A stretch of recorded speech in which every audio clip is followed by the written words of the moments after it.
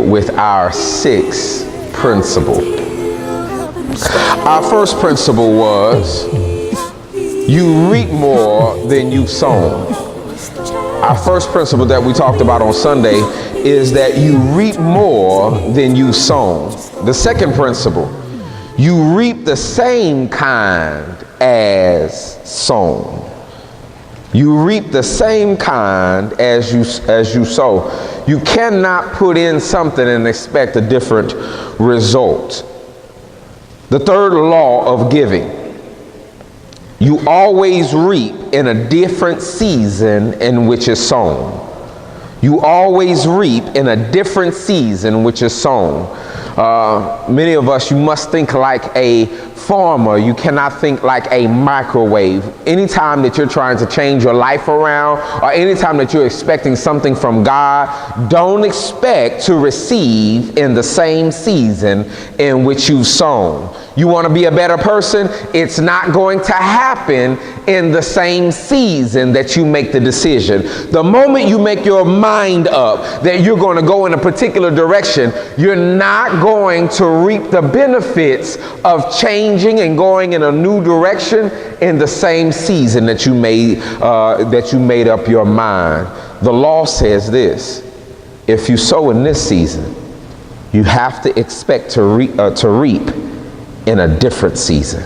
It doesn't happen in the same time, which is why it's wrong to envy. Never envy somebody who has what you want. You've been praying for it. You've been asking God for it. Say, God, please, I want what they have. But the problem is, in the season that they have it is not the season in which they sold to get it.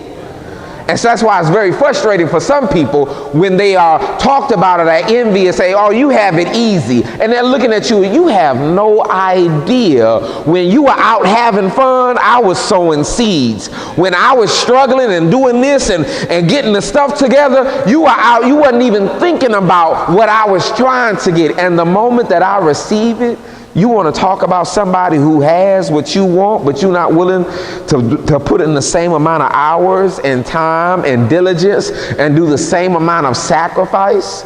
Anytime somebody has what you want, trust and believe there was a season of sowing so they can get it. You look at somebody's kids, man, all 10 of your kids, they just seem so, they behave and they act all nice, and it just seems like they never accept, they don't come out the womb that way.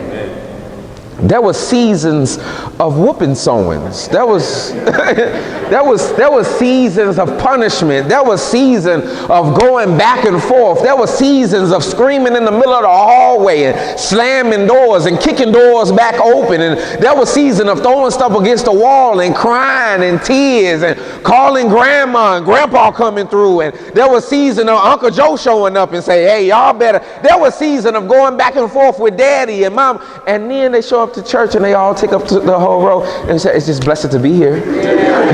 It's just wonderful to be here this morning. Yeah, that's Bobby, Timmy, Jummy, Tara, Felicia. The more seed you give away, the more seed you what? Receive. The more seed you give away, the more seed you receive.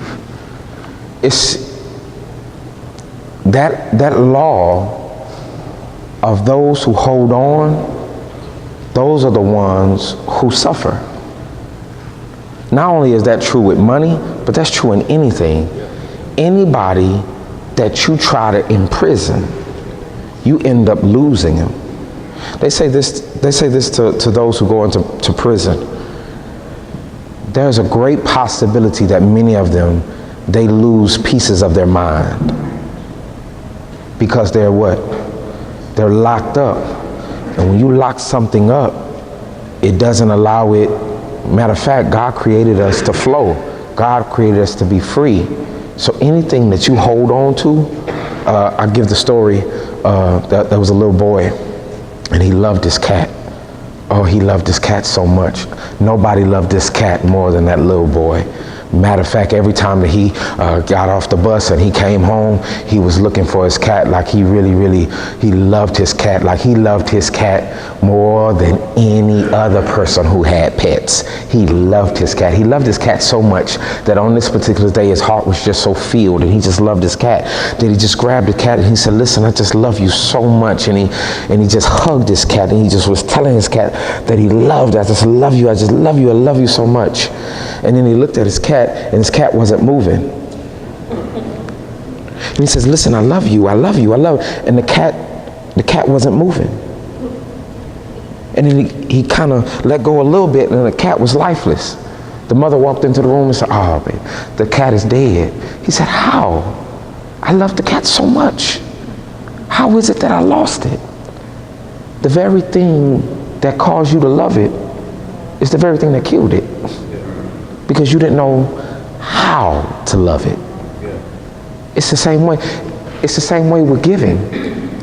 You say, I just got it. I just want to hold on to it because I want to protect it. And sometimes you can hold on so tightly to it that you end up, that's the very thing that causes you to lose it. Because you didn't know how to use it, because you didn't know the principle. The more seed you give away, the more seed you receive. The harvest is only experienced through perseverance. From the season that you sow and the season that you reap, in between is called perseverance. I talked to a friend of mine who said, he said, I got some weight problems. Anybody got weight problems? He said, I got some weight problems. He said, I was trying to wait on the Lord and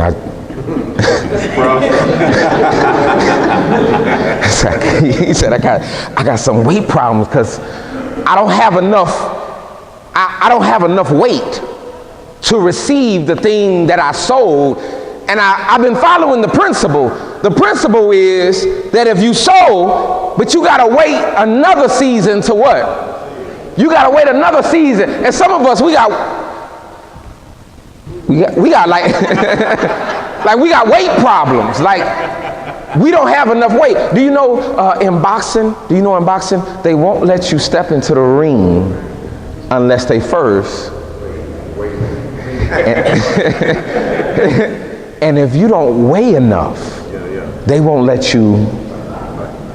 There are some blessings you don't receive unless you have enough weight. Amen. Because there are some seeds that take a little longer to blossom and bloom. Now, if all you're waiting on is some flowers, they can come up in not too long. But if you're waiting for some fruit, then you gotta wait a little longer than if you were just waiting for a little flower, a little garden that you've been planting. If you're waiting to yield, to feed, that's gonna take a little time. Some of us, we need to go to some remedy for that. It's spiritual Weight Watchers. Spiritual Weight Watchers, they help you. They help you with your weight. they help you with your weight. If you don't learn perseverance, if you don't learn to push through, if you don't learn to stay in your seat, there are some people, they miss their gift only because they just could not wait. So you have a microwave mentality and you don't have a farmer's mentality. A farmer gets out in that field and he works diligently, but he does not expect to eat his seed today. He understands, and matter of fact, he structures his whole life because he knows things come in what? Things come in season. So in between the sowing and in between the reaping, that's him say, Lord, this is my last. Lord, this is my last, and I'm finna give it, Lord, our trust. And you expecting something to come on Thursday afternoon. You do not reap. Or you do not reap in the same season that you sow. You're going to have to hold on.